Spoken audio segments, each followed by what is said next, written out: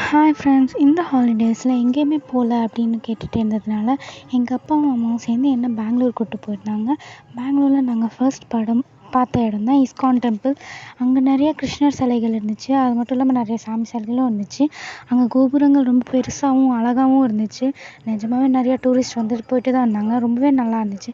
அடுத்து நாங்கள் பார்த்தது தான் ஓம் சிவோகம் டெம்பிள். அங்கே ரொம்ப பெரிய சிவன் சிலை இருந்துச்சு. அது மட்டும் இல்லாமல் வேறு வேறு ஊர்களில் எப்படியெல்லாம் சிவன் கோயில் இருக்கோ அது எல்லாத்தையுமே வச்சுருந்தாங்க. அதை பார்க்கவே ரொம்ப செம்மையாக இருந்துச்சு.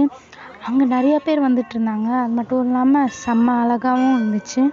நெக்ஸ்ட் நாங்கள் போன இடம் வந்து என்னென்னு பார்த்தீங்கன்னா கர்நாடகாவோட பார்லிமெண்ட் தான். அது பேர் விதான் சௌதா. அது ரொம்ப பெருசாக இருந்துச்சு. உள்ளே போகணுன்னா ஏதாச்சும் அஃபிஷியல்ஸோட பெர்மிஷன் வேணும்னு சொல்லியிருந்தாங்க. எங்களுக்கு அப்படி யாரும் தெரியாதுன்றதுனால நாங்கள் உள்ளே போகல. ஆனால் வெளியிலேருந்து பார்க்கவே செம்ம அற்புதமாக இருந்துச்சு. ரொம்பவே நல்லா இருந்துச்சு, பெரிய பில்டிங்காக. அதுக்கப்புறம் நாங்கள் பெங்களூர் பேலஸ் போய் பார்த்தோம். ரொம்ப அழகாக இருந்துச்சு. அதுக்கப்புறமா நாங்கள் அந்த கோயிலுக்குள்ளே இருந்த ஃபோட்டோஸையும் எடுத்தோம். இது ஓம் சிவோகம் டெம்பிளில் இருந்த இடம் தான்.